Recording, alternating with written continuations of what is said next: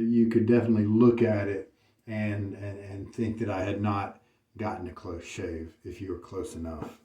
So, but it did cut some hairs. So there's that. Here is the brush and how it looks after you give it a good cleaning, a good rinsing. Look at all those tips. Here is a 3-band. Here's the 2-band. Pretty easy to see the difference, huh? 1, 2, 3 bands of color. 1, 2 bands of color.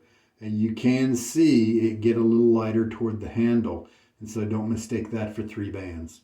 Matter of fact, what I like to see is a little color near the handle edge, because it usually means it's lofted a little higher as a 2-band, which means that it's got a little bit less backbone, splays a little easier. Usually means I'm going to like it more. And you can look here at the density as well. 3-band, just not as dense as this 2-band. The handle is almost a Jekyll and Hyde kind of handle. Nice blues on this side with red accents. Flip it around, oranges, reds with blue accents. And this is that place where you can just kind of look in, almost like a fractal, where the closer you look, the more interesting it is, and maybe you can see a little bit of the refraction of the light and the gleaming of the translucency. I just don't really like the color scheme here. It's a little too much contrast.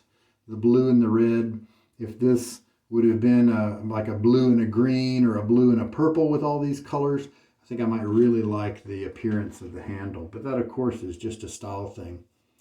This Odin's Beard knot, I've got to say, I'm a big fan. It kind of reminds me of the Fanchurian knot that I have from That Darn Rob, Chisel and Hound, because it is very dense, it's big, it has that wall of badger that's coming up at your face.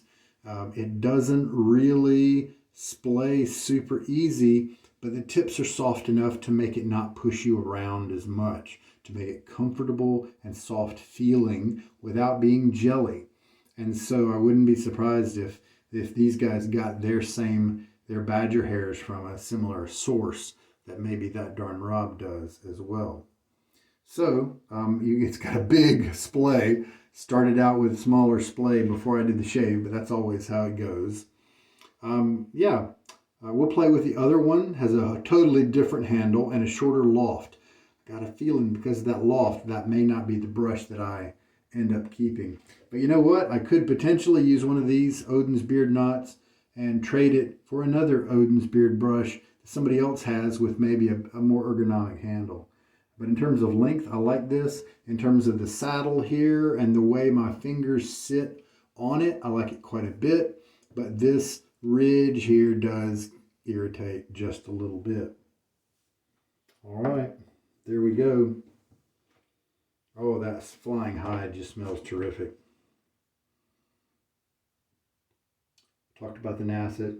We've talked about the Pearl Blaze. Let us look and see if there is any stubble underneath the blade. Nope, cleared away nicely. So it looks like under normal circumstances, because see what happens is